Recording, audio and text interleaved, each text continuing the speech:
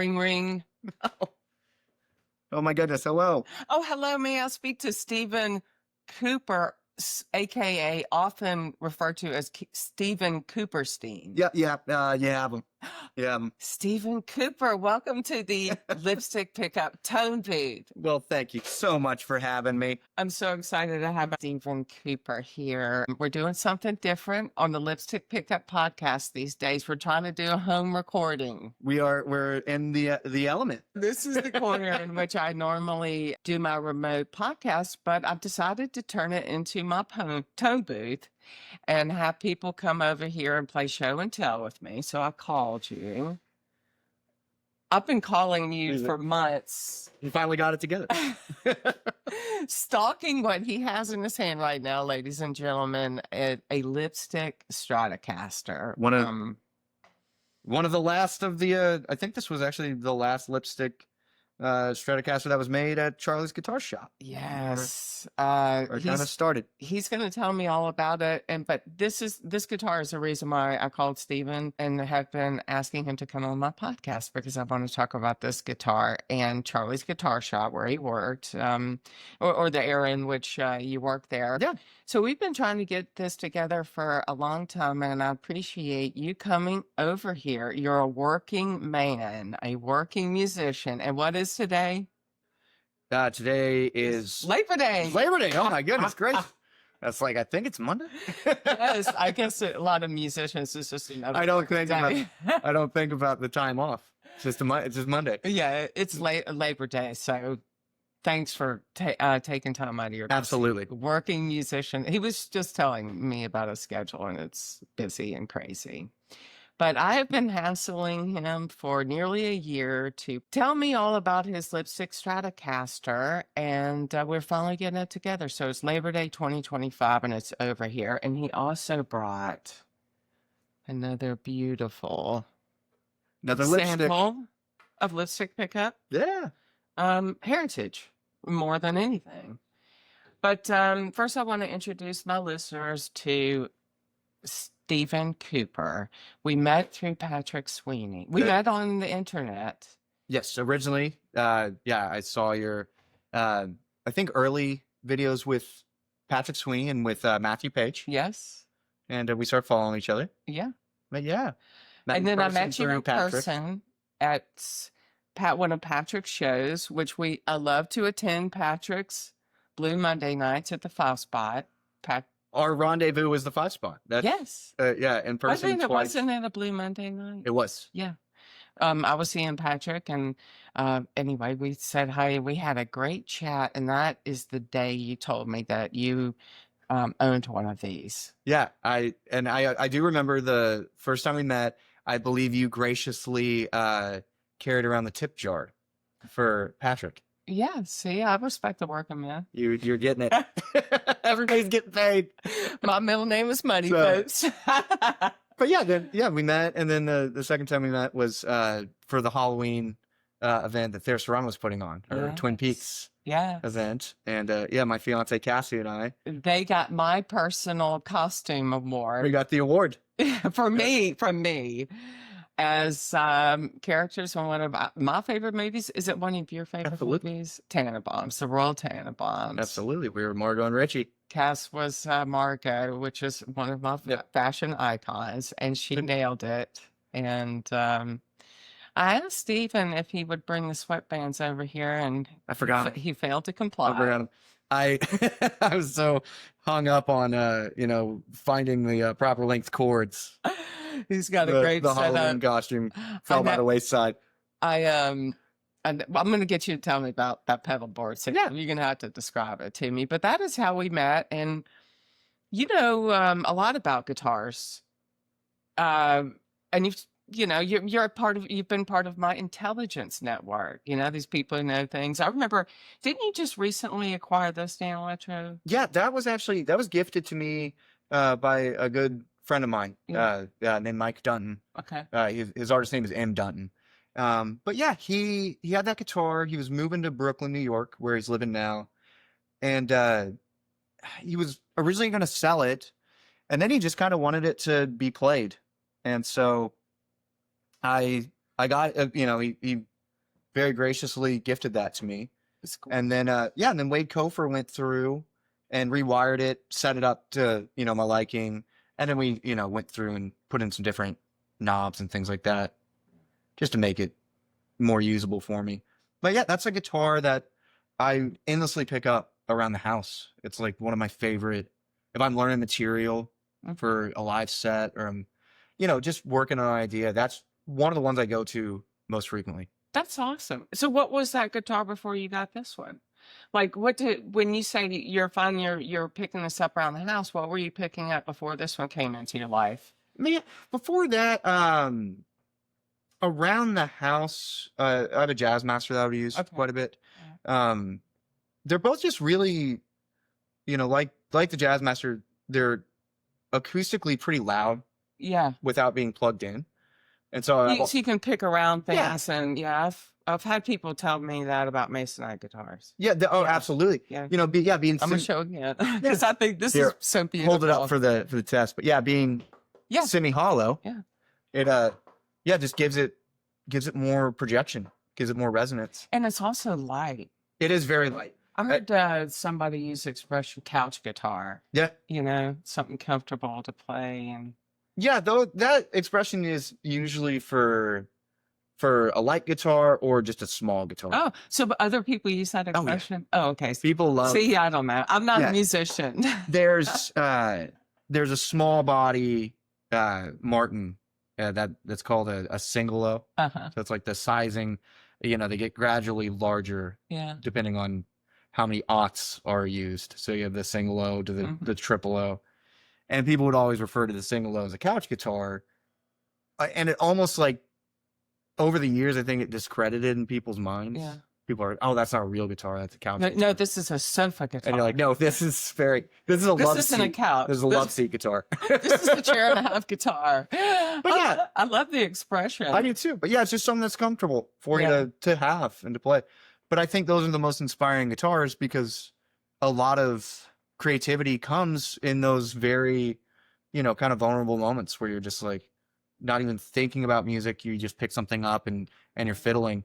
And I mean, historically, a lot of amazing songs or riffs and things like that have been done in that context. Yes. So, what is the famous photographer who talks about the best camera is the one that you have with you? Yeah. When inspiration strikes for that image comes to you, and if you have this around, you're like, oh wow. And I love I'm not a songwriter nor a musician, but I love to hear the genesis of songs and riffs too. Yeah. I mean, I consider guitar playing serious composition. I'm a serious listener.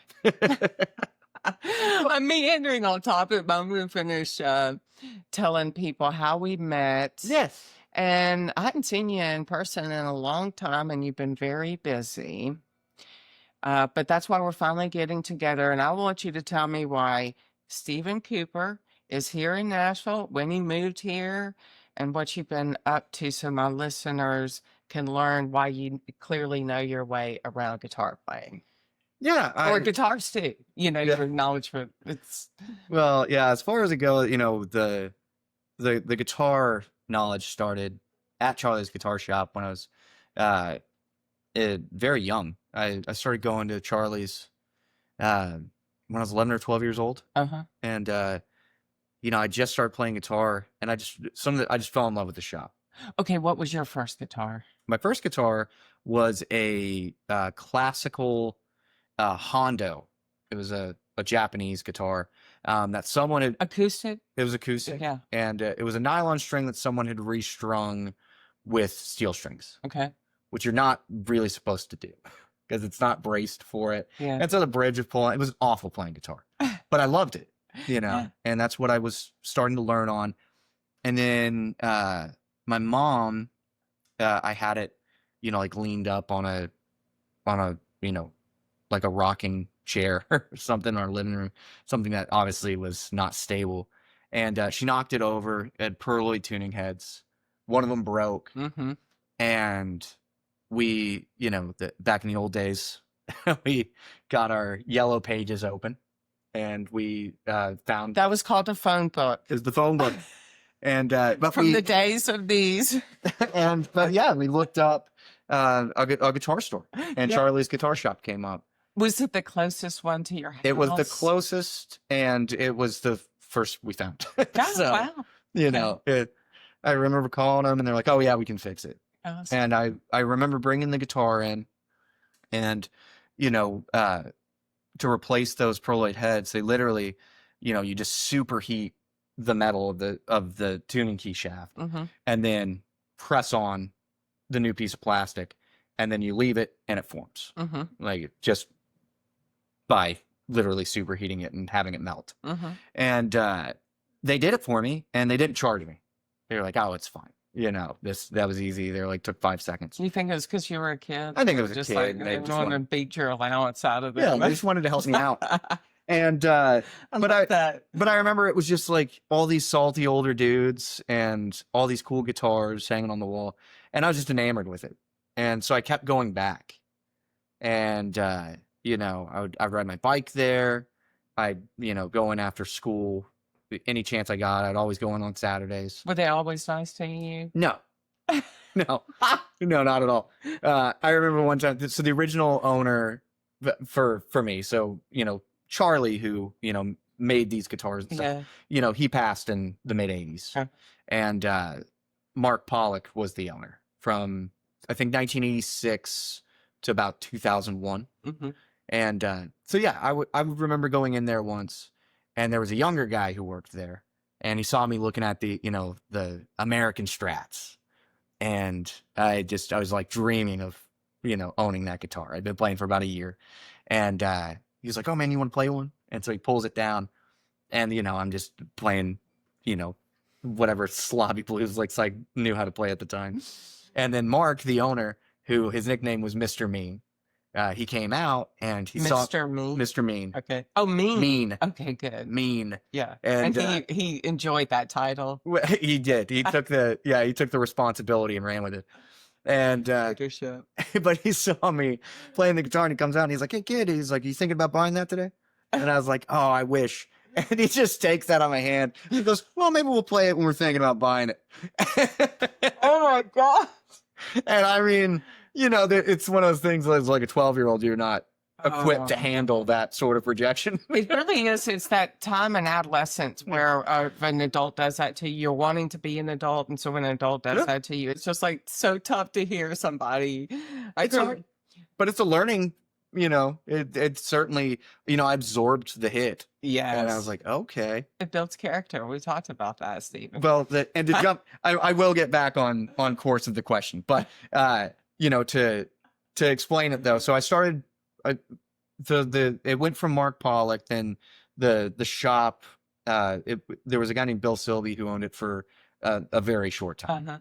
Were these private sales when the shop was changing ownership so often? Did they sell them? Did somebody who maybe worked at the shop buy it? Why did it change hands? Well, no. So Mark was, you know, like I said, I mean, he had ownership for quite a while. Like I said, it was 86 to 2001.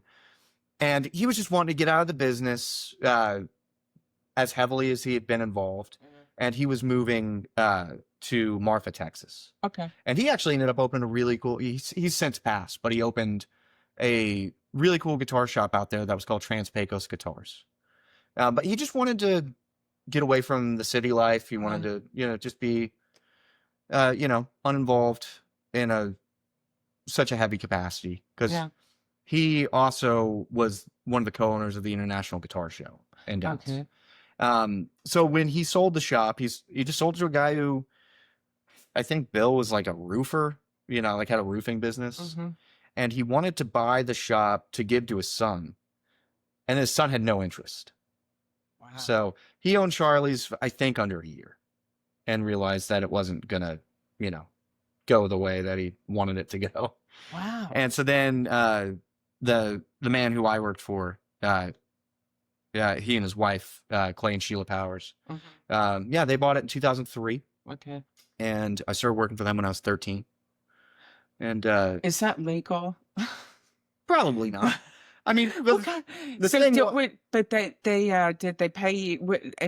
I started working at 13 Yeah. too. I've worked in stuffing envelopes and doing this kind of thing, and it's typically, it's like almost like an apprenticeship. Here Yeah. you go, kid, and you give them. Well, that was when I first started, it was like, hey, how about we show you how to work the register and you Yeah. can check out the repairs, Yeah. and, I would trade off for like packs of strings. Yeah. And then, I just worked Saturdays originally. Oh, okay. And, but then I started working every day after school, and I started working full time in the summers. And it pretty much just became, I would look around the shop and find the piece of gear that I wanted, and they would tally up how many days I could work to acquire the gear. Oh And my so, goodness. I'd get a Strat, I'd get I got my first Marshall that way. It's, This is fascinating and to me. yeah, I'd just work. And then once it got to the point of like, I had acquired gear and then just, was getting older and needed money, Yeah. then money was, Like, I need back an to actual paycheck Yeah. and not gear. and But yeah, you were working off gear. I was working off gear endlessly. And then But that is, do you still have a lot of that stuff? I certainly have stuff that over the years that I got less hoarder like. And so, some of it, it was almost just equity. It was like, oh, that's how I'm going to pay for, a move to Nashville. So I remember I sold a lot of gear, to make the move. Yeah. But yeah, You probably held on to more of that value than if they had paid you money. You would have retained something that's like, equity. And for a young person like that to be able to collect those things, you probably held on to more of that than if they'd given you money. oh, absolutely. Yeah. But no, there's still, the interesting thing is there are certain pieces I have that were, I didn't work off. They were actually just gifted to me. Yes. So Clay, who, like I said, was the owner of the shop and the one who, hired a young kid just because he knew I loved being there. He gave me a 1970 Princeton Reverb, and that is literally the amp that I've used on almost every session I've ever done. I think I brought it on every tour Yeah. that I've been on. I mean, literally, I did 2 gigs 2 nights ago, back to back, and that was the amp I was using. That's a very prized one. And then think about Didn't used to be. Yeah. Oh, but That's the thing. exactly. I know that too. I've learned that too. But you think about that being given to you, and I think to myself, that's a bonus. It's massive. Massive. Yeah, because I remember when I got that amp, at the time in Texas, because this was around like 2004, 2005, and the small amp hadn't really come back into fashion yet. Yeah. People were still using like, Marshall stacks Yeah. and things of the nature. And they looked at small amps, and especially there was like a weird machismo with the older guys in Texas. Yeah. The rank, the guard hadn't changed over yet. Yeah. And so there were just these old guys who would call them practice amps and would like and they would just kind of talk shit to you about playing something small. Yeah. Why aren't you using something big? But you'd take these big amps into clubs, and the bands I was playing with, we were always too loud. Yeah. And they'd want you to go through the PA anyways. And then I remember seeing Mike Campbell, and he had a Princeton Reverb and one of the old Tweed Deluxes, and both small amplifiers, 10 to 12 inch speakers, and then 12 to 20 watts, depending on which one you're looking at. And I remember seeing him, with the Heartbreakers. I was like, that's all he's using. All he's using is these 2 amps. I was like, I don't What think. would Mike Campbell amplify? And that became the thing. And I became more inspired with guys like that, and less of like more of that macho thing that's happening. That's been explained to me by someone else about the waves of popularity of schools of thought, and the why something's treasured at this point and nobody wants it. And there endless stories of like that, of gear like that. And I understand that amplification story. Like the big is better. It's very it's now dated. It's a dated thing in people, and also in recording too, right? Oh, I absolutely. mean, when you're recording guitar, it's the secret is often a smaller amp, right? Oh, absolutely. Yeah. Well, it doesn't have to be, but there's a lot of good tones that you can achieve out of a small amp. And this particular one, my fiance Cassidy, this is her little champ. And I've taken this. Will you hold it up Yeah. for It's video? You well, know, the we cool have thing is people enjoy the video. you can and hold that's it with one hand. But yeah, it's a it's a 5-watt amplifier, and I think that's a 6-inch speaker that it has in it. And How old is it? this was a reissue. Oh, okay. So this is probably about 10 years old. But it has that retro look, and it's really beautiful and very sturdy. Well, it has the retro look, and it also has the retro sound. You know, it's all tube, and yeah, it was just a cool little reissue that they made. Kind of just I think for like an aesthetic packaging. Yeah. Like this was involved in a time where they were kind of delving into designs that they hadn't utilized in a while. Yeah. And so they rolled it out, and I think it was like you could buy it as a combo with like a Strat. I mean, these are the things that start people off, Yeah. small amps like this. But some of them, though, I mean, this particular amp, like I said, it's funny, Cassidy just had it as a practice amp, I think, and I started taking it out of the house and using it on sessions, and to my house to here. But I've ended up using between this and my Princeton. They're probably the amps I use the most. Yeah. And and I mean, it's obviously, I've, because it's my fiance's amp, I have a little sentimental attachment to using it. It's fun to give it a little extra life. It's from the family business. It's from the family business. What else were you gifted at Charley's? Any other good things that really stand out? Well, this guitar. Well, okay, we're going to talk about that, but anything else that comes to mind besides the Lipstick Strat? Man, I worked stuff off over the years, but there are certain pedals that I still have. Yeah. From those days, and that I'm trying to see if I had any on my board. Nothing that I'm currently using, but stuff that I'll never get rid of. Yeah. They live in a shoebox. Mm-hmm. Uh, It'll be with me for forever. So the total of years that you ended up working at Charley's, you started at 13, and how old were you when you didn't work there anymore? And well, I'm 24, I think, is when I moved to Nashville. That's nearly 10 years. Yeah, well, 11. 11. Yeah. Oh, yes, you did the math for me. Yeah, I did. I worked over a decade there. That's a lot of time in a young person's life. It's already a lot of time, a decade. Yep. But when you're young, that's an eternity. That's like a massive portion of your life that you spent there working in a guitar shop. Well, the nice thing was they were, they were really supportive when I started playing and touring around in bands. Because being in Texas, you could tour just the state. Yeah. It was like a proper circuit. And so, I started touring in bands, and they were always cool with me coming back when I needed. Yeah. And so, there were some lapses, but it was about 11 years. Can I ask you your first band experiences? Yeah. One of the first bands the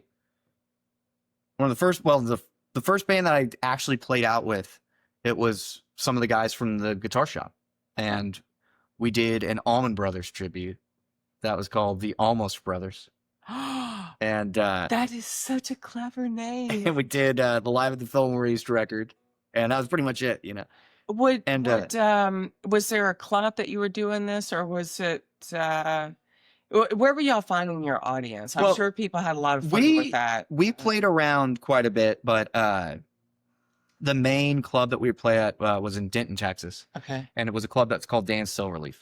Okay. Still there. Denton is a college town, right? Denton has UNT. Okay, and that's why it's a real music hub, isn't it? Yeah, it's interesting. One thing that I always remember is, so it's the University of North Texas, but it used to be North Texas University. That's confusing. And but my mom, my lovely late mother, she went to North Texas University. Okay. And so when they changed the name, she took it oddly personally. And, like, the alumni would call, seeing if she'd like to donate.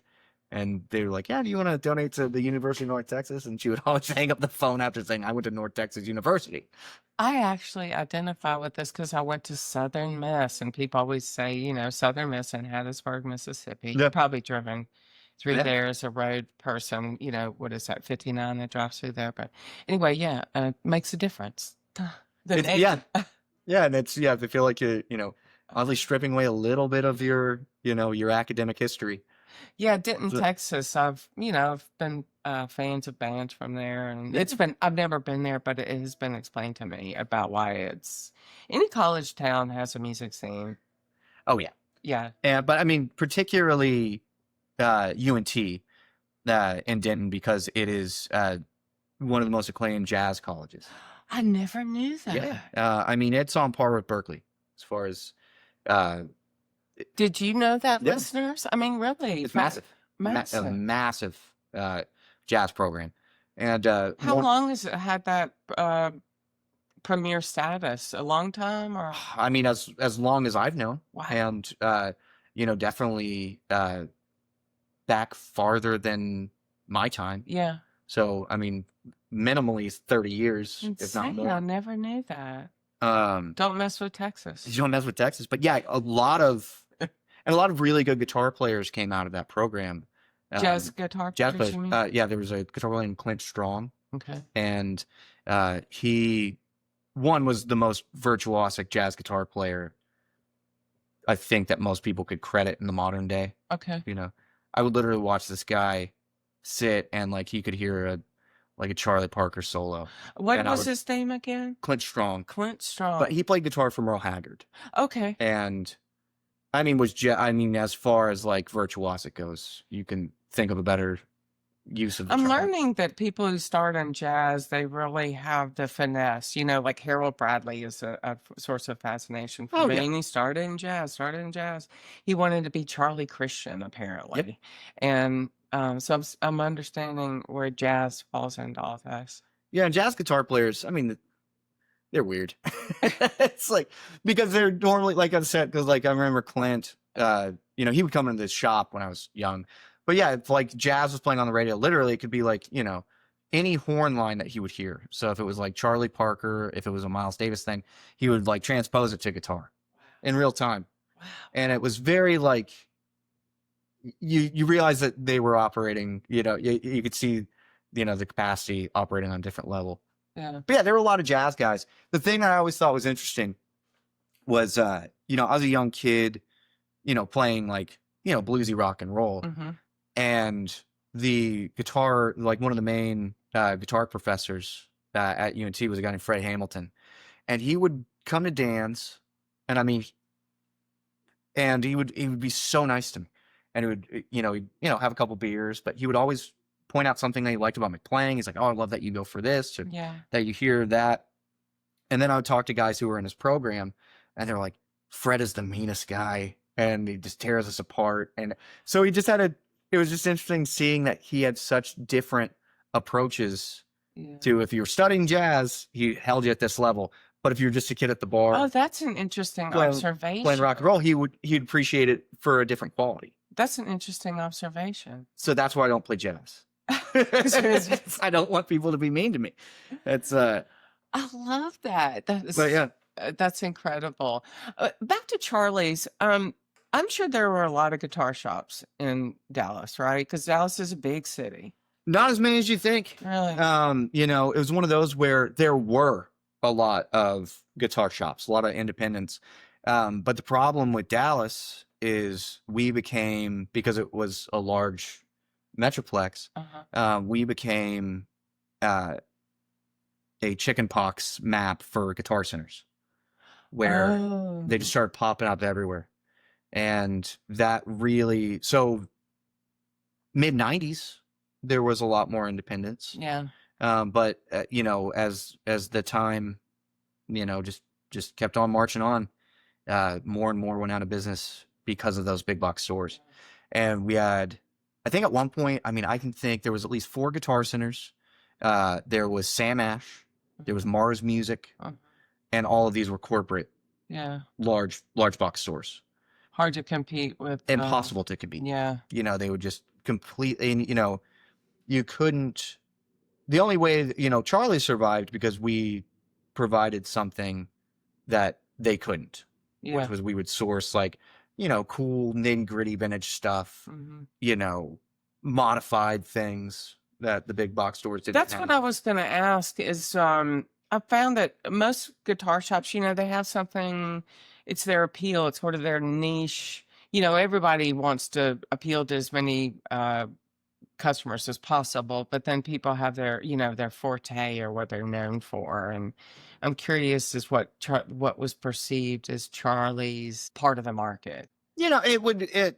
We had varying points of what we'd go after, but I remember when I was there, when I was younger, the early 2000s, the mid 2000s, it was a lot of high-end acoustics. So they were like Collings guitars.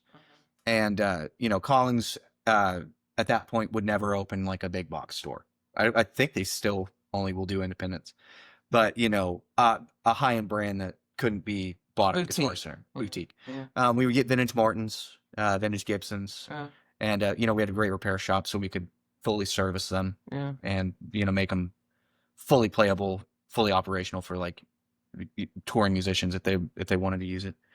Then on the electric side, at that time, it was, we'd source used Les Pauls, like the cool 58 and 59 reissues.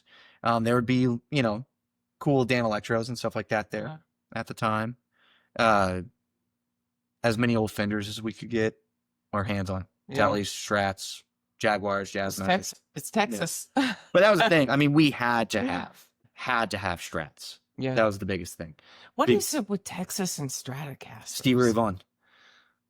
And what's with everybody named Charley? Everybody in Texas is Charley. Well, the best one. And they all spell it differently. The best one's named Charley. But yeah, I mean, as far the shop at that time, yeah, I mean, we would, I remember like 2004, we would have as many Strats lining a wall as we could. We would also have to have as many tube screamers as we could have at that time. It's what? As what? The tube screamer. It's the Ibanez tube screamer.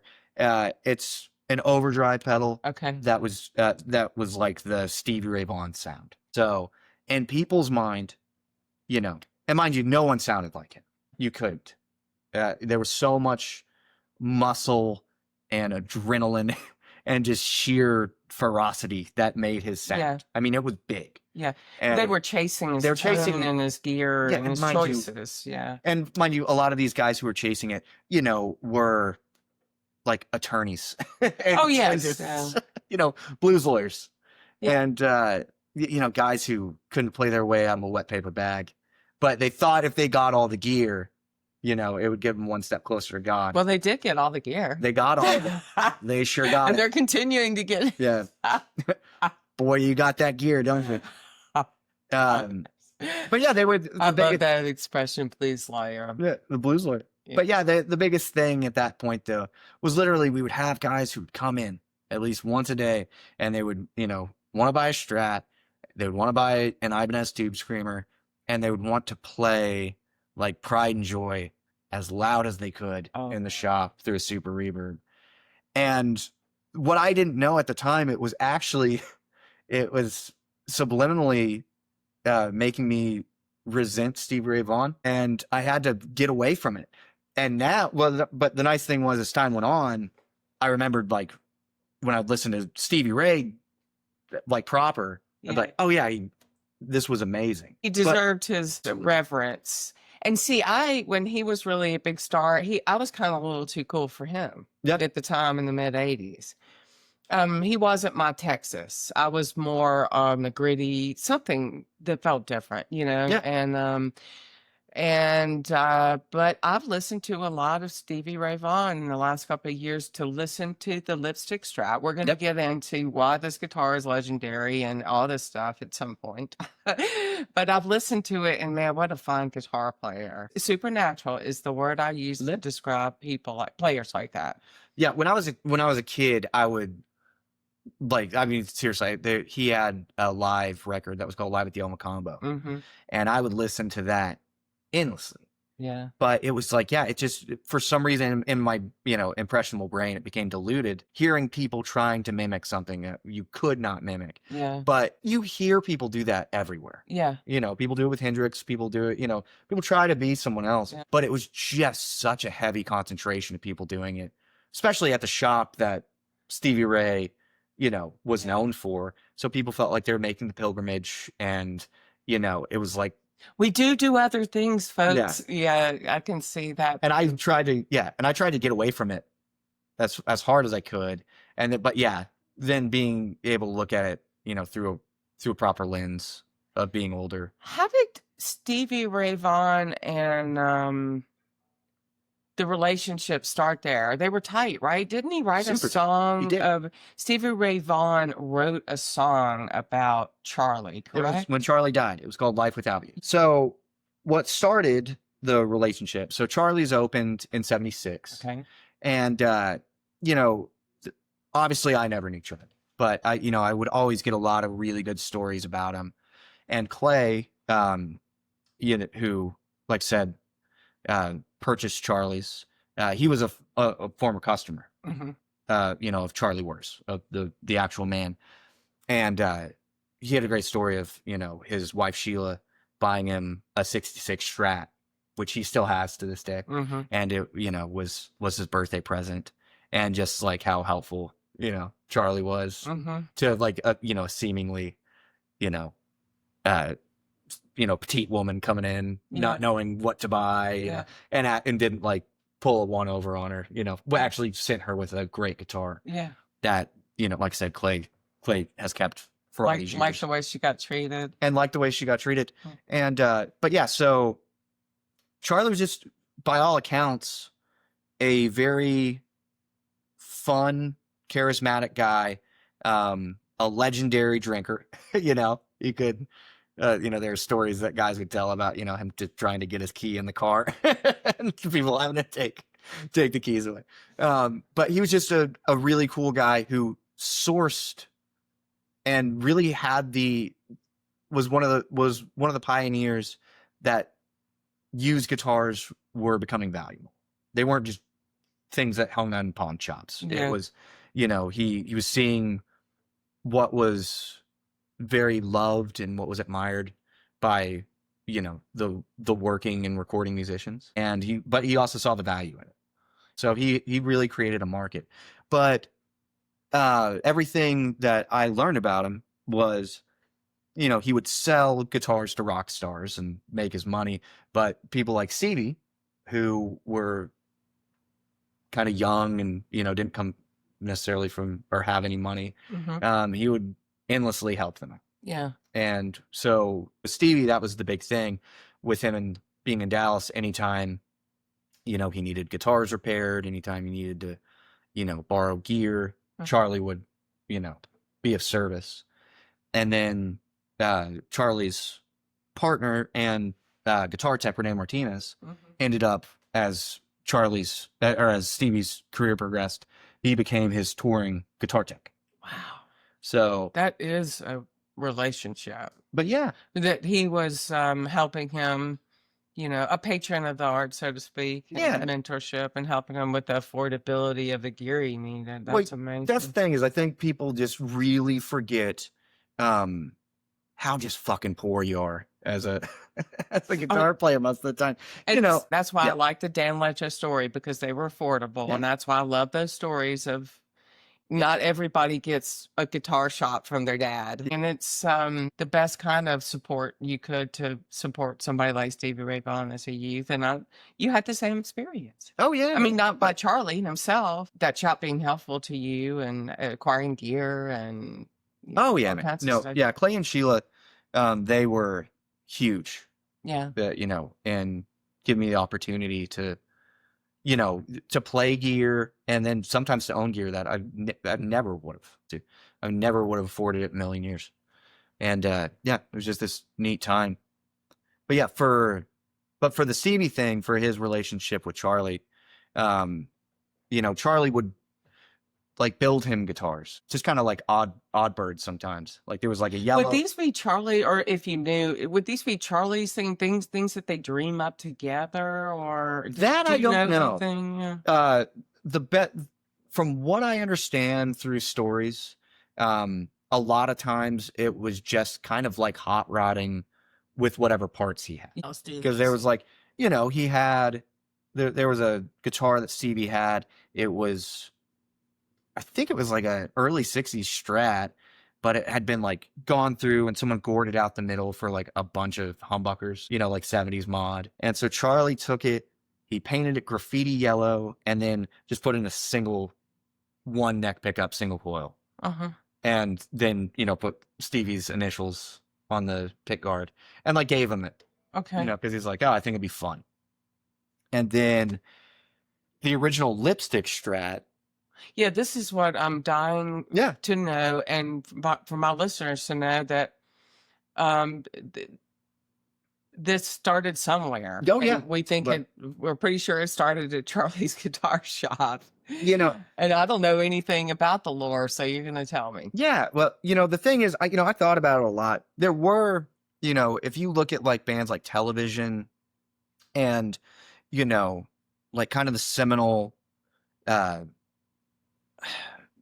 like that movement where, you know, kind of like what led into like kind of the grungy side of music. Yeah. You know, but the counterculture stuff. You know, you would see Jaguars that people would put Dan Electro lipsticks in. Yeah. And I remember seeing those before like the Strat stuff. But as far as the Strat goes, you know, it was 1983 and it was a Christmas present from Charley to Stevie. And the guitar that was built as, it was a DiMarzio neck and body. And when you say DiMarzio, you mean the person who made, explain to a layman or even a guitar player who you're talking about. So the man was Larry DiMarzio. Okay. As far as it goes, he, you know, based in New York and made pickups, you know, at that point, all sorts of parts. So like you could get DiMarzio saddles, DiMarzio control plates, you know, anything that you would see that to build like a Strat or a Tele. And then as far as it went at that point, they made aftermarket Fender necks and bodies. And I think they were actually made by, they were labeled DiMarzio, but I think they were made by a company called Boogie Body. And those were like the parts that like Eddie Van Halen used to make his Frankenstein. Okay. Because you could just buy them. Yeah. Because, you know, all of this is just, it's all just bolt together. Yeah, components of your dreams. It's components of your dreams. That's the thing. The idea of an expensive Fender to me is an oxymoron. Yeah. They aren't expensive guitars. They were never meant to be expensive guitars. The idea with the bolt-on neck was Leo thought that you could, you know, unscrew your old one and buy a new one and slap it on. They were meant to be modded. And so people have gone insane. You know, you'll have these guitar collectors wanting to see if like the strap buttons are original. Doesn't matter. These were meant to be made to your spec. But anyways, I digress. There's so many versions out there. But the Lipstick Strat, like I said, it was the neck and body were made by a company called DiMarzio, and Stevie's, of course.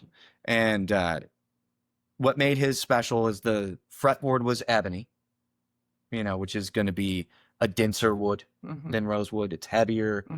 And then the pickups. This is the point of the lore where obviously too much time has passed and no one had proper documentation. But some people claim that they were original, just vintage Dan Electros. And then other people think that they were Chandlers out of San Francisco. But honestly, there's not much difference. This has Chandlers in it. And they sound exactly like a Dan Electro lipstick. Chandler's known for making the lipstick pickups that are made specifically to modify a Fender, right? You can, yeah. So they retrofit. And you don't. The Seymour Duncan guy does those too, right? So many people make them. Yeah. Curtis Novak makes them. You know, of course, there was I'm trying to remember the Ken Armstrong. But do we know whose idea it was? It Well, was. Did Stevie Ray Vaughan actually was he looking for that sound? I no, I wonder? think it was. I don't even think he knew about it. So so Charley made it for him as a Christmas present, and like I said, it was DiMarzio neck, DiMarzio body, either Dan Electro or Chandler pickups, and then it was finished in a flip flop paint job. It was this iridescent kind of pearl where if you turned it, it'd look white, but then it would kind of have like a blue, as you turn it. That's cool. And so Stevie called the guitar Pearl because of that, and then other people, since called it whatever they call it. But the best I know, Some people call it Charley. some people call it Charley. Yeah. Will you hold that headstock up for the that logo is very rad. This was the original logo from '76, and the guy who designed this logo, his name was Pat Foss. Okay. He was a graphic designer and artist in Dallas. And there was a massive point of contention because Pat Foss, created his own version of Old English lettering. That this wasn't like he didn't go into Excel or Microsoft and pick a font. Yeah. He designed this. Yeah, he really didn't exist. And there was Is that a flower or a rose or something? That's at Texas. Oh. Yeah, the apostrophe is Texas. So, but yeah, there was a guitar shop in Weatherford, Texas, which is, about 45 minutes to an hour from Dallas. And the shop is called Craig's, and they copped the font. And dirty, rotten scout. Yeah, and Pat Foss, ooh, you never let it go, man. When you really put something into a logo like that, it's personal. But yeah, Pat, he was one of the guys who helped do it. But yeah, this was the logo from the get-go. But yeah, so as far as it goes, Charley, like I said, it would have been 83 when he gave Stevie the Lipstick Strat. And the other thing that was unique about it that this one doesn't have is it was a hardtail. So it didn't have a tremolo. It was literally, so no springs. It would have been like a telly where, it's flat and then had ferrules for the strings to go through. But yeah, so he made it for him, gave it to him as a Christmas gift. The neck plate said more in 84. And then said what? It said more in 84. Oh, I like that. Because it was my thing this year is flying high in 25. Charley passed soon after. And so like the Live at the Montreux. I've been really obsessing over the videos that are out there of Stevie Ray Vaughan playing the Charley guitar. Because the thing is, lipstick pickups, they're it's not individual pull pieces. I mean, it's literally a magnet, fully crossed. So I feel like with the casing too, you hear there is a chiminess that you get out of it. That's a little more broad spectrum. It's not necessarily as high fidelity because each string doesn't have its specific magnet that's capturing it, but just in general, like there's just a sound.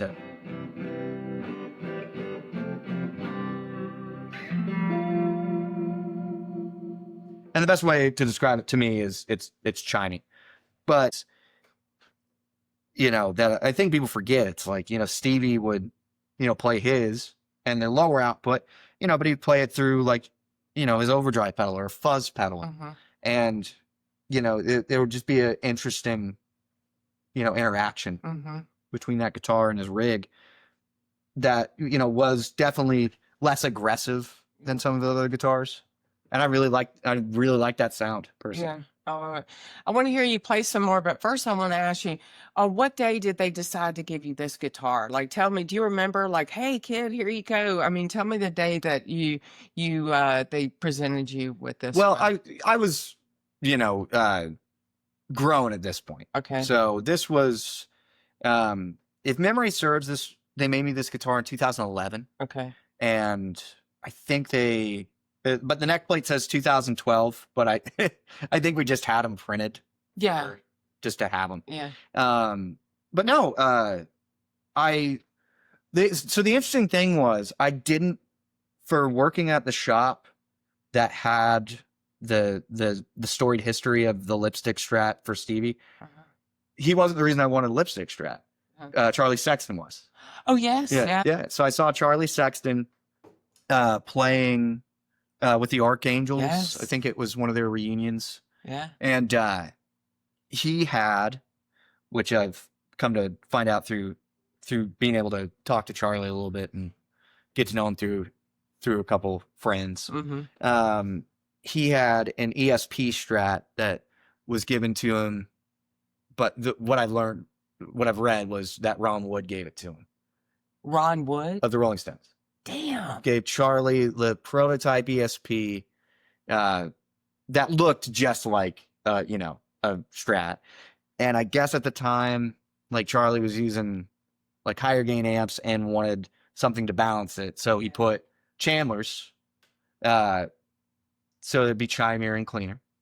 And then his is a very similar setup. And then he also was telling me that he has this boost circuit that Chandler made where you flip it and, it's like powered by 9-volt battery, and it increases the output of the pickups by like 20 dB, like massive boost. That's so rad. And so he would use that, and you still see those boost circuits out.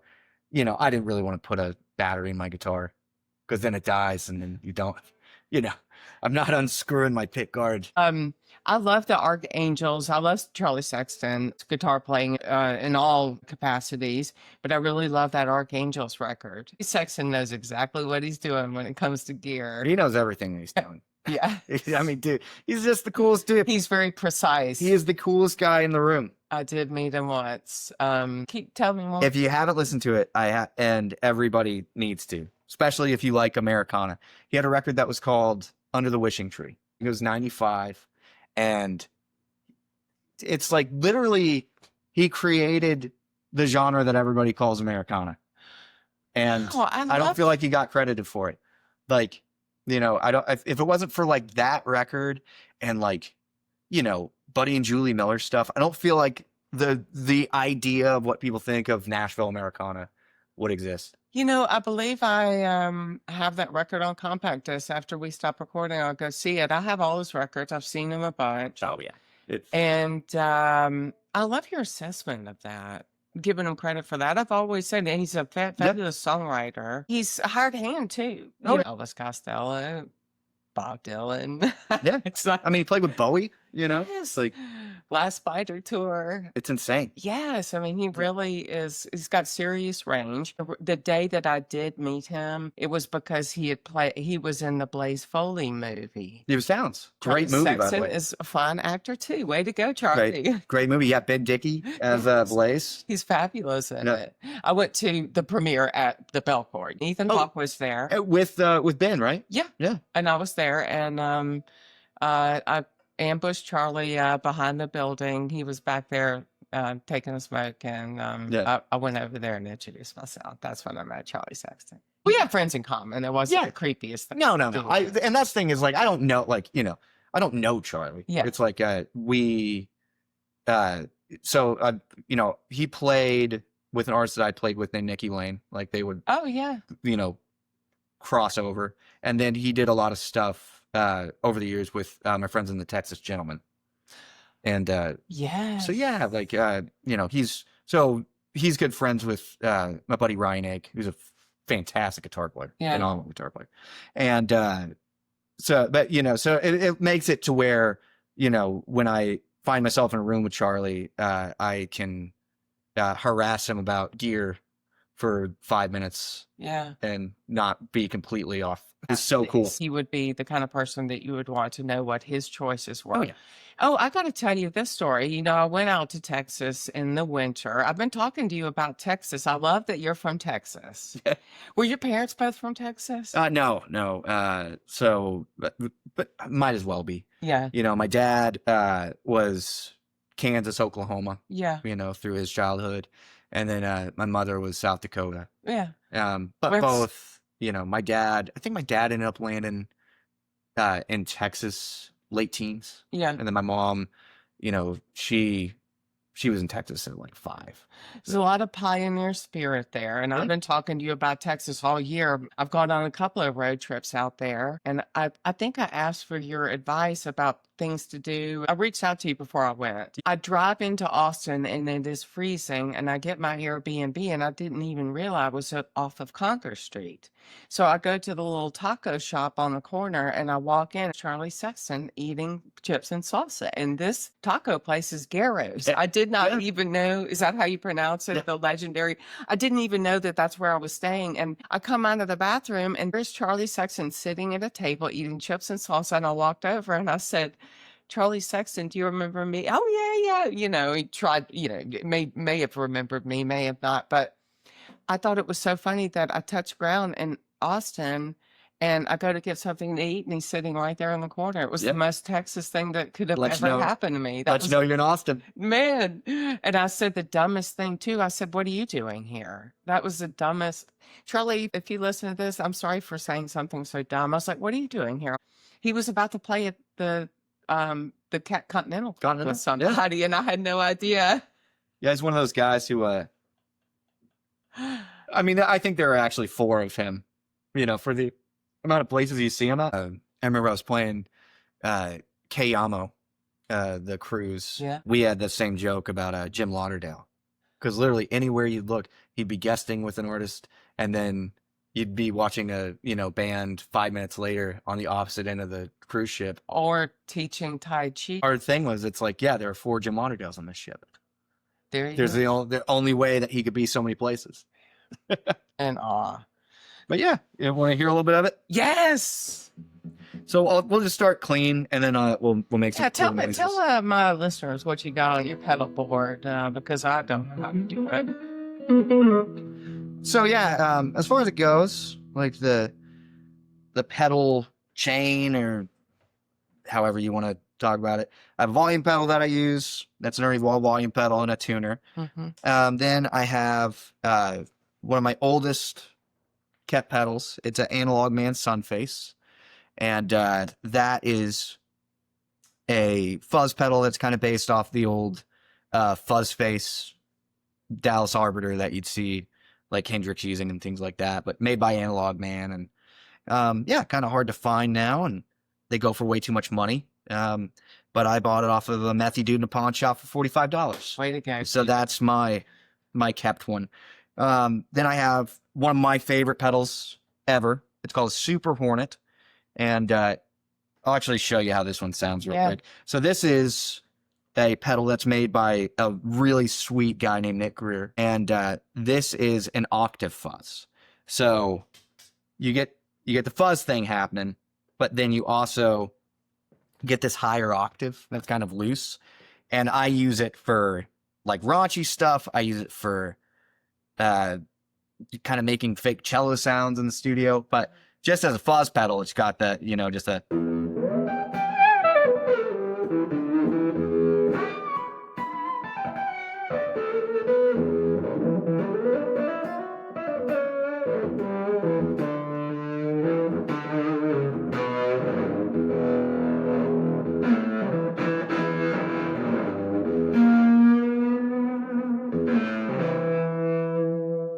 just a really, to me, a really cool sound. That's so fuzzy. Fuzzy and weird. And groovy in combination with the lipstick pickups. And it really works well with like lower output ups like that. But yeah. I love your road case, by the way. It's very heavy duty. My old one was destroyed, my last road case. And I'm going to see which one of us lives longer. But yeah, beyond that, so we got that octave fuzz. And then I have just stuff that, you know, a buddy of mine named John Kogoy, he made me this cool kind of like overdrive fuzz pedal.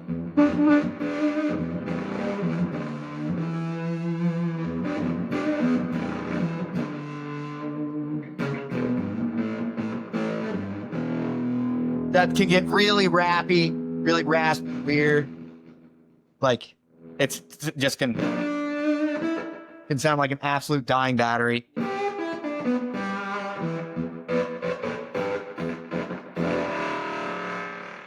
Oh, that's right. Yeah.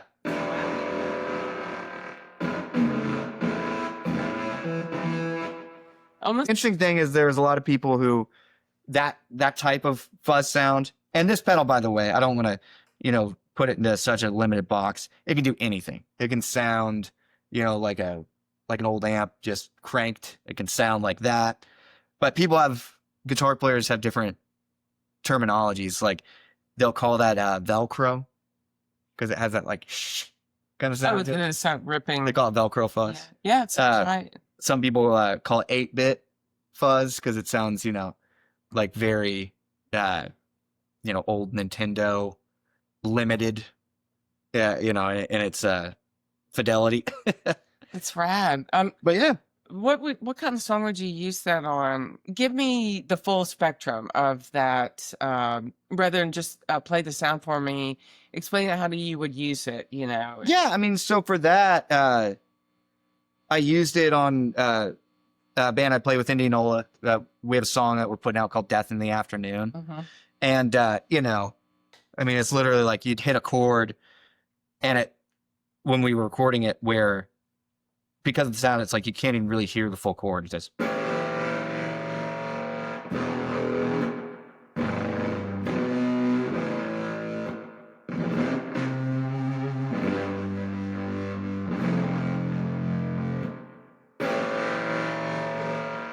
It sounds like Death in the Afternoon. Sounds like Death in the Afternoon. But, on like that recording, that's paired with, like a strummed acoustic guitar. So it's like you have them kind of panned once over the other.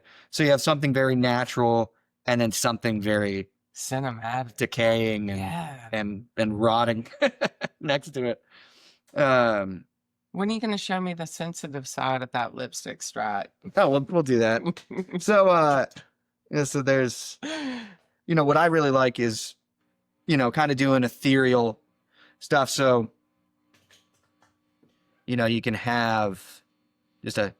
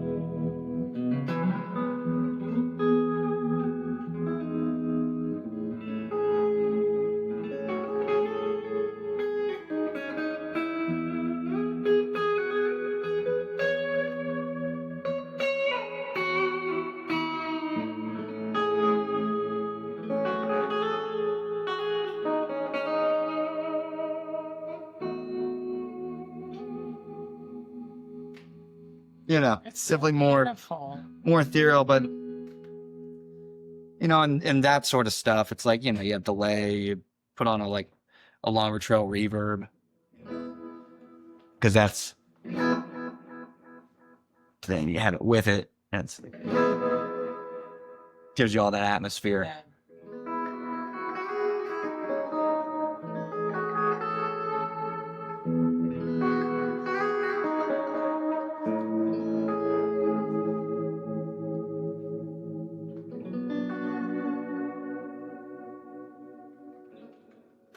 Sounds. I first started talking about this Lipstick Strat.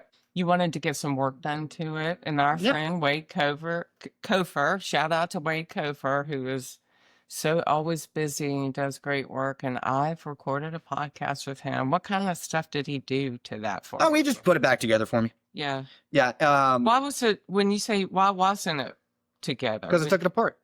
Oh.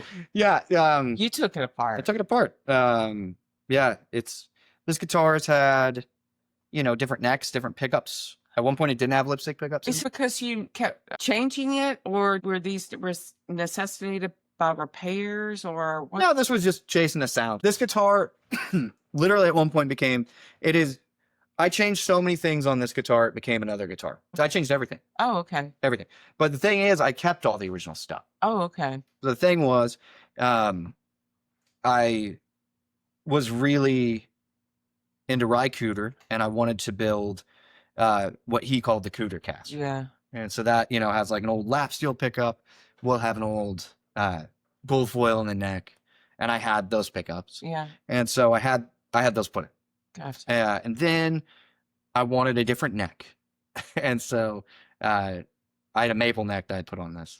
And then, I had different tuning keys, the whole bit. So I had, the original pickups and the neck put off to the side. And then I got a guitar that had a black body on it. And I decided that I wanted the body to be black. So I changed it out. And by the time I looked, I had sitting in a pile all the original parts of this guitar, and it was just not put together. Yeah. The color, is that the original color? This is the original Yeah. color. Is it the original paint, or did he have to refinish anything on No, it? Oh, it's the original. It's all. wow, it's held up beautifully Everything. considering all Yeah. all the stuff you've done. Like, Yeah, literally everything about it is original, except for the fact that I just took it apart and had to put it back together. Yeah. But yeah, that was kind of it was fun to look over and see that I essentially had like a free guitar that I'd forgotten about. I think this sat with Wade. Like, he had the body and he had the neck. And I think it survived because there was never a rush on it. Yeah. And I would always tell him, like, you don't have to get this done anytime soon. And I think it was with him in parts for 4 years. Wow. And Oh, and that's why when you and I first started talking about it, you were like, I got to get it together. I got to get it Yeah. together. That's what you were talking yeah, about. it was sitting in pieces at Wade's place? Mhm. Or wow. at many of Wade's places. Did you know Wade 3 in of them. Texas? Wade is from Dallas too, right? Yeah, Wade. So, so I'm from Farmers Branch, and Wade was originally from Carrollton, I believe. Okay. All outside of Dallas, but like Did you know him in Texas, or did you meet him here? we met once or twice, but we became really good friends when because we moved to town at the same time. Oh, okay. Literally the exact same time. He was moving here with his band called Somebody's Darling, and they were getting a band house, and I was moving here with his drummer, and we were getting a house that was separate because he was married and Yeah. at the time and had dogs and Yeah. didn't want to live in the band house. Yeah. So I moved with the drummer, and then he was with the rest of the band. Okay. So And the interesting thing, though, is Wade, out of that entire crew, is the only one still in Nashville. he told me that when I podcasted with Yep. him, that he moved here with a group of people, but not uncommon. Nashville, a lot of people come in, a lot of people go out, and things stick, and then people go back. They're still here. Glad to have you here. You're the ones who are still here, and I mean, there's no telling. It's we both own houses now. yeah, So congratulations. we're stuck to some degree. Yes. But yeah, I mean, there's no telling the bend of the river. You just kind of got to go with it. It's a great place to live when you're in y'all's line of work. Do you play other instruments? I've never asked you. Do you have? I do out of necessity. Yeah. If I'm producing something, I'll usually play several instruments. Okay. I wouldn't say any of them are even a third instrument for me. Yeah. So you just fake it while you're All trying to you get guys sound. are you're so proficient in so Yeah. many things, and I know what you mean when you say you're not as serious about other instruments, but you know how to play them. You There- have the proficiency of. It's literally sometimes you learn an instrument enough. It's almost like learning a foreign language to somewhere you're visiting, Yeah. and you're like trying to ask where the bathroom is. That's like That's like great. that's enough of like I know how to play banjo enough to play a banjo part on one song Yeah. that I'm recording. And I that's will- perfect like, for a I'll lot learn of it. circumstances. But you'll find yourself like I would never, like I can drum well enough to where if it's going through and being edited, I can play a drum part. Yeah. It's that poorly Yeah. that I can play it. But out of necessity, if there was a part of a song and I want that sound, it can happen. Yeah. But I would never, if someone ever asked me to play the drums on stage, it couldn't happen Yes. because it would be a train wreck. Awesome. And then if you need a little banjo, you don't have to call a banjo player. You just go get. Do you own a banjo? No. Yeah, it's I feel like that would be a very dark time in my life. Yes.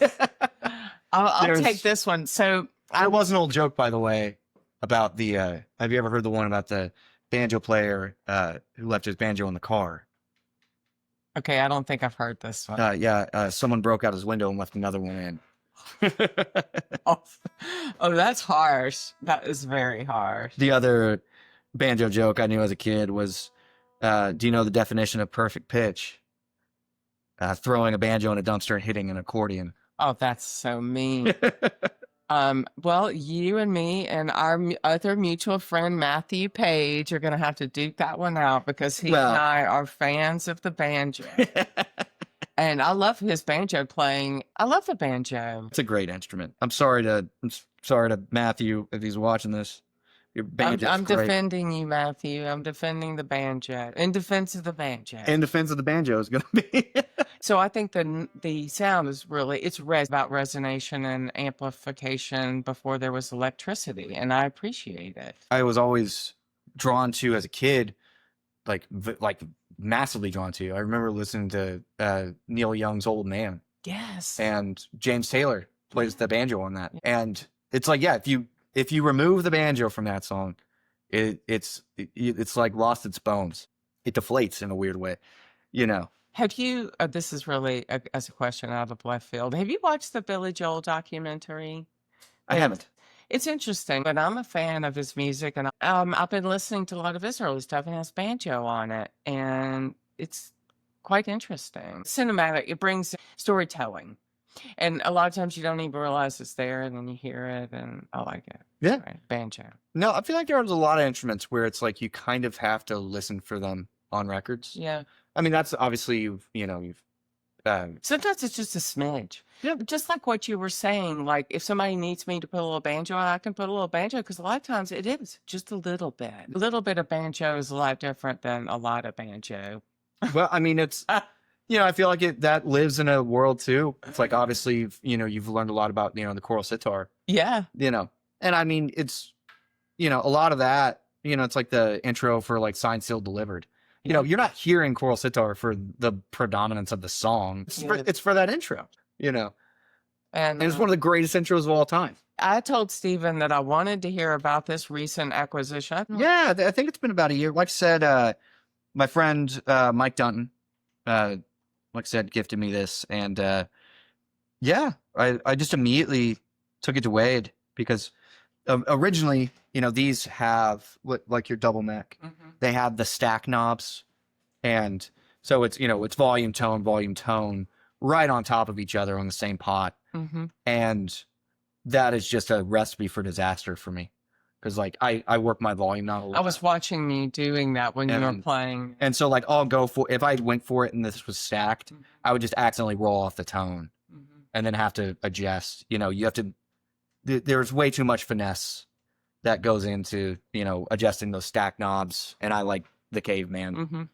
Just me want Is that your word, or is that I like the caveman setup like caveman? I think, honestly, I might have started using caveman because of Sweany. Because he would refer to like fuzz parts. If it was simple, it was just like, just go, he'd go, just keep it caveman.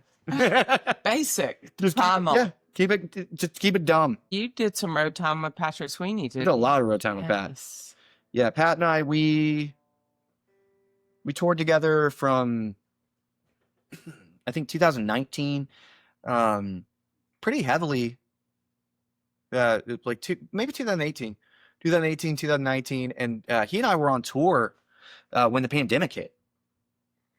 Wow. Yeah. I'm trying to think if I'd seen you. I've seen Pat play a lot, but then I've also seen his Tiger Beats and the things that he does on Monday night. But I've seen him other places like San Diego.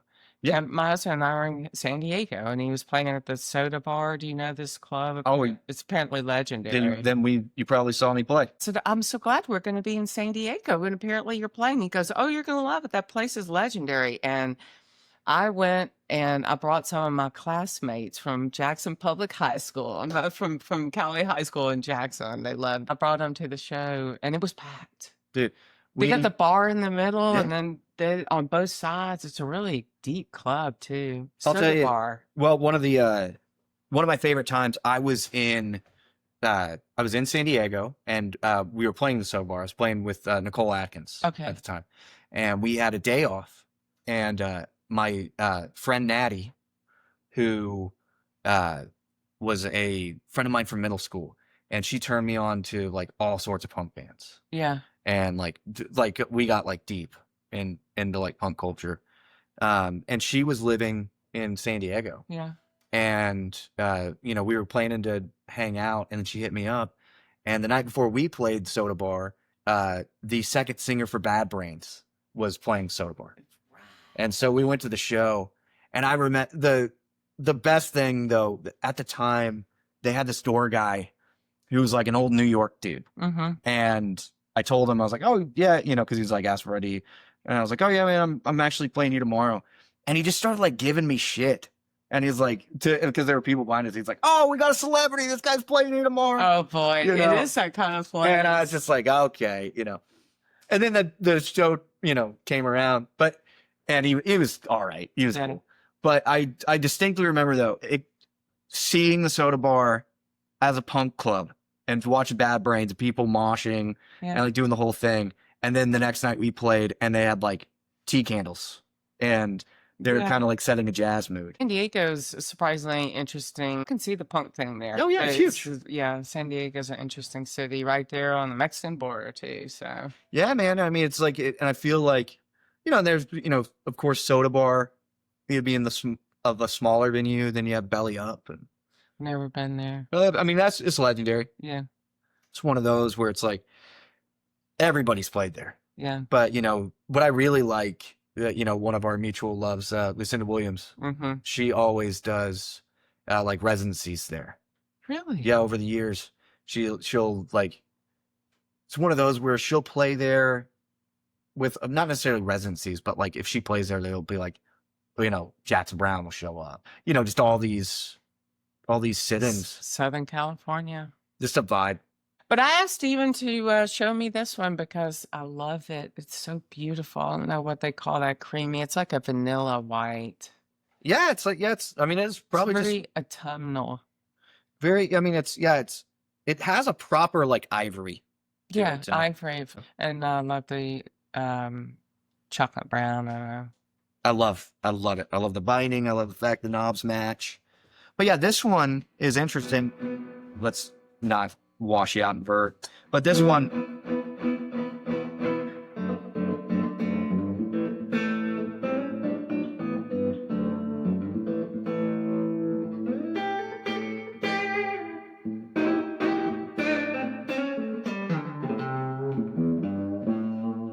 It's interesting because it is a little bit more aggressive than the Strat. But what I really like about it that Wade was able to come up with was the middle position is out of phase, which gives that kind of quackiness. Oh. Quackiness? Right. Because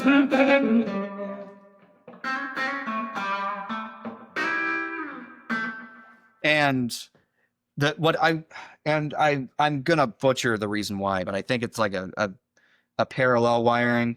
But Wade figured out with that, and I think he used a certain capacitor. Normally, that out of phase drops volume wise. So like you'll have full volume, and then you go for the out of phase thing, and it'd be like, and it makes it hard to use. Have you toured with this at all? I haven't. I've just recorded it. But Wade figured out the out of phase thing where it doesn't lose any volume, and it makes it really usable. Yeah.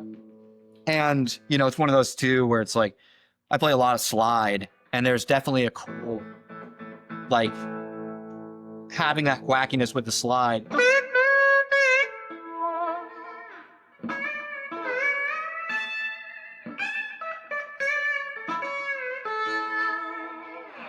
Kind of gets that Ry-Cootery sound,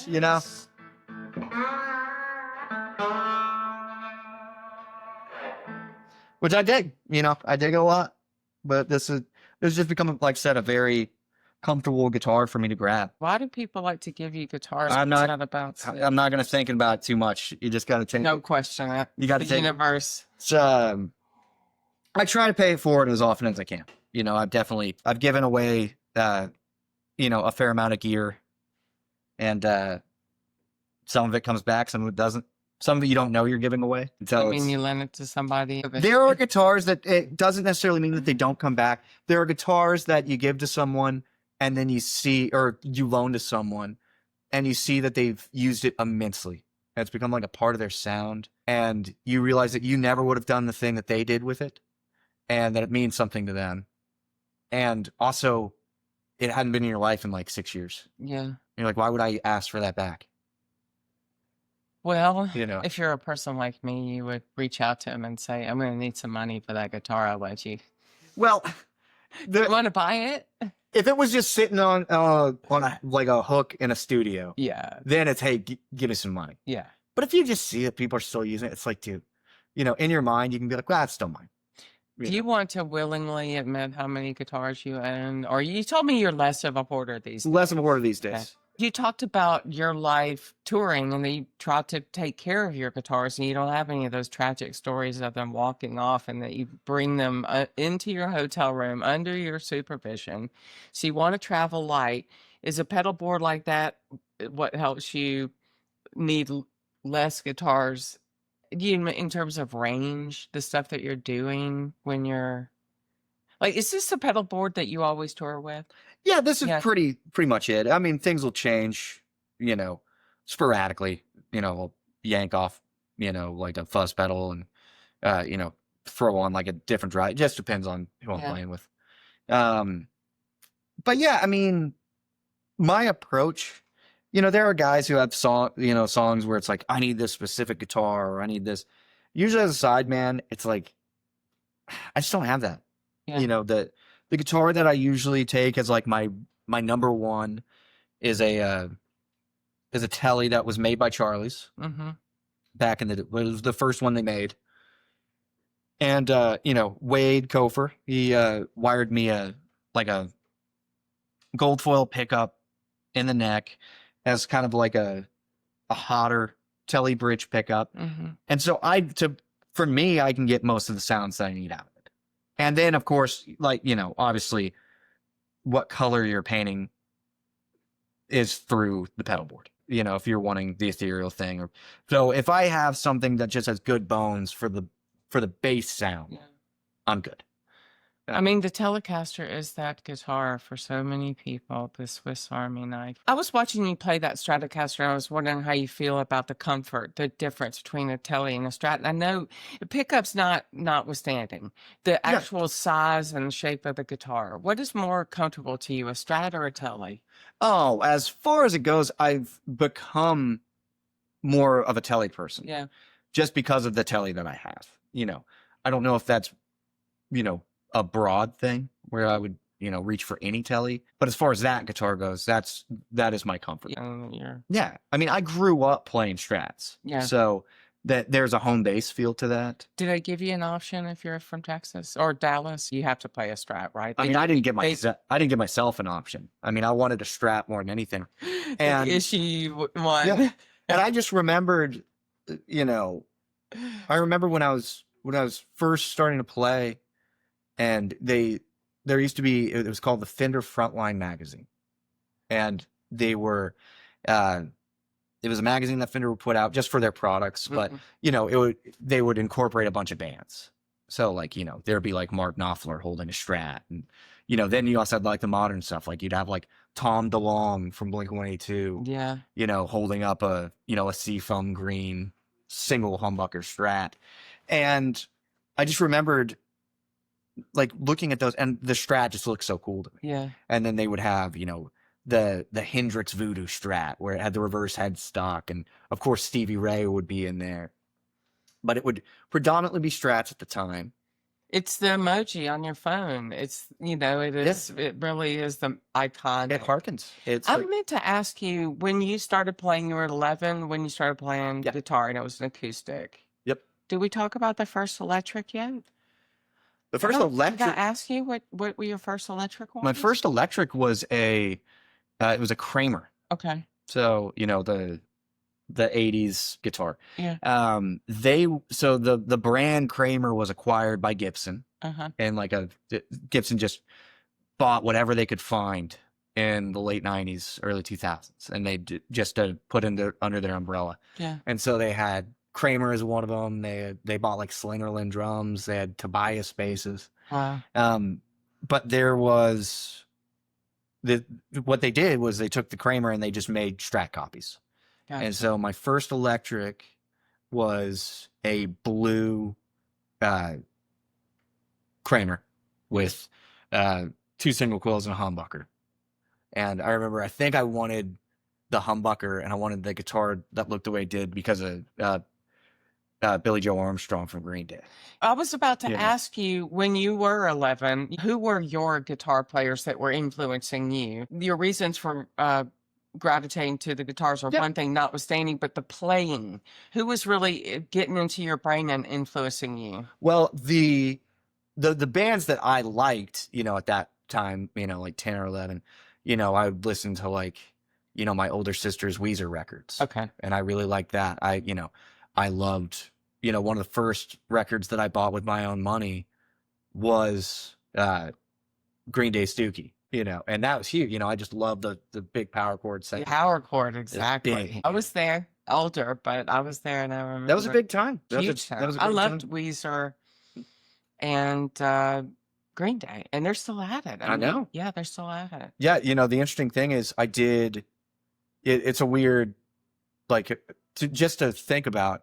I did a record with a group I played with, the Watson Twins, and the producer of the record was a guy named Butch Walker. Yes. And Butch has produced both Weezer and Green Day. Hey, I lived in Atlanta for years. I know who Butch Walker is. Butch is the man. Yes. He's the coolest dude. We know people in common. And when I was in Texas, the guys at Robin Guitars, he had a Robin guitar. Do you know Robin Guitars? No, so he played Robin guitars. He's had a million incarnations. Yeah. Extremely talented. Yeah, but in the 80s, he had a shredder Robin. I think it was like the hockey stick headstock. And when I was out there visiting, they said, we were from Butch Walker. Did not know that Butch Walker was living in Nashville until just a couple of months ago. He hadn't been here that long. I think. Okay, good. I felt like a dumbass. 2 or 3 years. And he doesn't live in Nashville proper. He lives in Leapers Fork. Okay. So he's outside. I went to the new Birkenstock store in 12 South, and they have the local personalities in there with their Birkenstocks on the pictures. Yeah. And I said, look, it's Butch Walker wearing a pair of Birkenstocks, and it said Butch Walker, Nashville. I didn't know he lived here. No, he was L.A. for a long time, and I think he was split in time. But I remember when we did the Watson Twins record, Holler, we were his first. We were the first record that he did being here full time. Cool. So he was still going. I think the reason for splitting time, his son, I think, was finishing up, part of his schooling there. So didn't want to just, strip him. Welcome to Nashville, Butch. Yeah. But, Butch is the man. Butch is one of those dudes where, you can text him about a delay pedal at, 11 at night, and 11:02, your phone beeps with, the links to what delay pedal he'd recommend. He's just a really cool dude. That is the best kind of person to know. Really resourceful. Guys like Butch make you want to, just be better. Yeah. It's like, oh yeah, you can be slammed and not, wait a week to text your friends back. Awesome. You can do both. I think communication skills are important. Busy, and he got that way being a good communicator. Oh yeah. No, I have very close friends who I apparently need to get carrier pigeons to get responses from. It's a thing. And it drives me insane. This is part of the message of my podcast. Is the phone. Power of the phone and communication skills. I take phone calls over anything. I hate texting. It's a phone call. Oh, dude. Because I love the thing. Because you never know. It's like this. Yeah. If we were texting, we would talk about 3 things and the conversation would be over. But because we're speaking, you jump from one topic to another. I don't think I've finished answering your first question. Yeah. Because it led to 9 more. Yeah.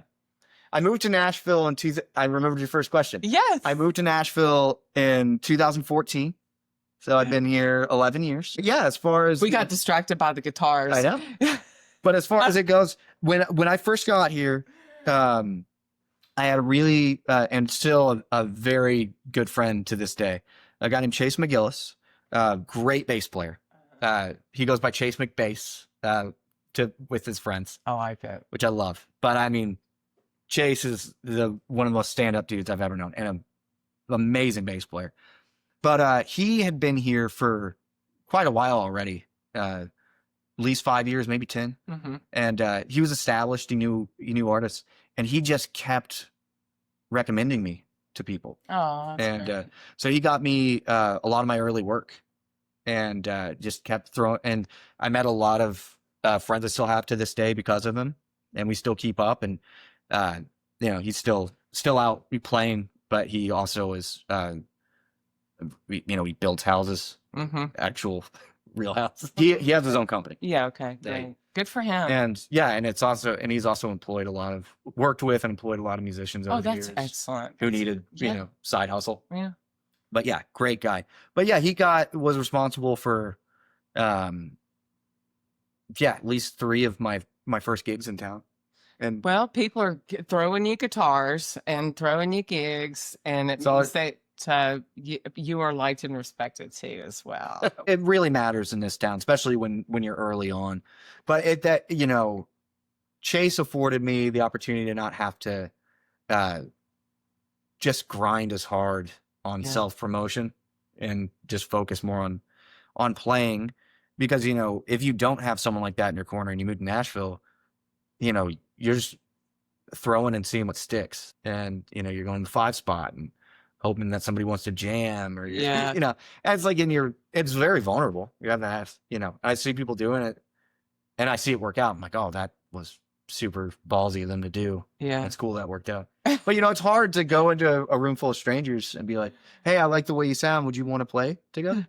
And, they're like looking at it like work. You got all that character that got built at Charley's guitar shop. Did you deal with a lot of customers directly? That's character building. Oh, yeah. Yeah. Yeah, I dealt, I was a forward-facing position. Yeah. I was right at the front. Retail is a job that is character building, and it teaches you to be nice to other people in service positions. Oh, absolutely. Please and thank you. Well, the thing is, what I've learned from working in guitar shops and frequenting them for years, there is no amount of guitar virtuosity chops or talent that translates to money in the wallet. Yeah. So somebody could come in and you're just like, oh man, what a great player. And that same guy might just come in for the next year pulling guitars off the wall just to never buy anything. Yeah. And then you have blues lawyers, which is archetype, but they're important to the business because they buy things. I mean, that's the thing, and people love to dog on it, but it's like, dude, it's like we live in guitar, at least, we live in a thing where this is, a poster that came to life. Yes. You look at this guitar, especially if people of a certain generation. Oh yeah. But you look at this and it's a tangible representation of Jimmy Page. Yeah. This was Jimmy Page on a poster, of course, this was black and everything, but that's what you think about. And then the kid who was 14 and had that poster hanging on his wall, who became a successful lawyer, can stroll in and buy it. The problem that you face, though, that at least I found, is, it did get to a point where, these are the original ones, the vintage stuff. Yeah. It's very finite, and between overseas collectors and the wealthy, those guitars have been removed from the pool of players. And I think that's where the resentment is bred. Yeah. With, rich people in guitar. Yeah. Because you're taking away something that might have continued to live a life of being a proper instrument. Yeah. Whereas it went from being a vintage guitar into a collectible asset. You can't stop it. Yeah. Because it's, it's also the reason why some of your guitars are worth more than they used to be, including this one is worth more than it used to be. But that's the thing. It's, there's so much you know, so many levels and so many layers into what makes the world of guitar function. Yeah. You know, and I mean, but that's the thing, though. You know, I think of it beyond that. It's like, you know, people think of these, you know, like the vintage Strats and stuff, the really valuable ones. Yeah. Because it's like, of course, you know, some of our, I think you appreciate the oddballs as much as I do. Yeah. You know, I have vintage guitars that are just kind of weird. Yeah.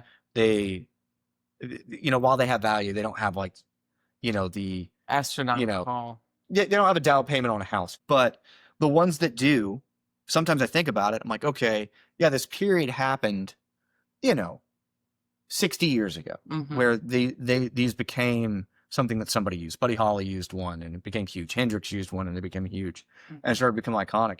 And I think, and I'm like, but if you just think 5 years prior to that, they were just a mass-produced thing that was coming out that they were trying to sell to kids. Yeah. You know what I mean? They would. So it's like, it's this wave that people, that sometimes I look at it and I'm like, oh, those vintage guitars should be in the hands of players. But it's like, if you look just past that, Yeah. they were just in the hands of kids. You know, now. What is one legendary Strat that's worth a lot of money that you were like, oh, I would love to own that? Not that you would ever, you know, maybe you would get super wealthy and buy one of those, but what is one that you would love to own? The hands down, if I had the option of one Strat in the world, it'd be Rory Gallagher's. That was my thing, man. I used to just stare at that guitar. Did you have the poster on your wall? I did. Yeah. I had posters of all. Which record is that associated with an album? I had a picture of him. I don't know if it was the album cover, but it was for the Irish Tour 74. Okay. And I remember staring, and I just loved it's like, it really, you know, these guitars are the nicest guitars. All my guitars that have like thin finishes are so worn. Yeah. But with Rory's Strat, I just loved the patina. I love that the wood grain showing through. I loved the absence, how much paint from just acidic sweat had just been irked off. Didn't they just auction some of his off? Did that one go? Yeah. And it sold for millions of dollars. Maybe one day, Stephen. It's, but you know, it's funny. I do have an old Strat. That's probably the most valuable guitar I own. I have a early '60s Strat that a guy was very gracious into helping me afford. Yeah. It was affordable, and he let me buy it instead of buying it himself. You know. Oh, I see. I didn't get snaked. Yeah. I got the chance. And gotta be careful out there. And his thing was, everybody gets one. You know, he was pretty much saying, I'll never let this happen again. You have a history of people being incredibly nice to you. Yeah, well, it's, you know. Well, you've always been nice to me. You agreed to help me with my podcast and like all this stuff over here to my house. So, did we miss anything? What else can I say? I don't know. I think we're there. Oh my goodness, it was so good hearing how you started here and everything you've been up to and going to do, and this one especially. Yeah, we covered Charley's and Charley and Matthew Page. Yeah, I'm really interested in the guitar shops and all the guitar lore, and you owned one of these specimens. Yeah, that's that. And like I said, I think that's the last one that was made, because that was the whole thing, you know, with the OG ones of those, that run that was done in the early 2000s. You know, Fender slapped a cease and desist. Hey, you know, this whole blues lawyer, we need them, because what I've learned about the guitar world is that it's full of cease and desist orders. Well, you know, what was interesting was so we got a cease and desist, and I say we, but you know, Charley's got a cease and desist for those lipstick guitars. Yeah. And then a year later, was it because they started offering it as an option? Well, here's the thing. We got shut down. You know, they were only going to make 50 guitars. Yeah. And then they got, you know, shut down in the mid-20s for production. And then like a year later, Fender released a custom shop Montreux guitar with the lipstick pickups, the flip-flop paint job, the whole bit. And then you need lawyers. Charley's then sent a cease and desist to Fender for, you know, taking the lipstick. Yeah, nobody won. Everybody was just out. What did you call it? A blues lawyer, but I'd be a guitar lawyer. And it's like I would specialize in all the guitar, cease and desist order. Here, you can buy a ready-made easy form, cease and desist order. Send a cease and desist order to anybody you want to. But the whole cease and desist thing is It's ridiculous, man. Well, now they have the power to send those letters to people, and for small shops, it just gets them to stop. Yeah. And people have said to me, well, you could have fought that. I go, yeah, with lawyers, and lawyers are expensive. They're super expensive. Extremely. And you're going against a massive corporation that has them on retainer. Yes. Yeah. And you can't fight it.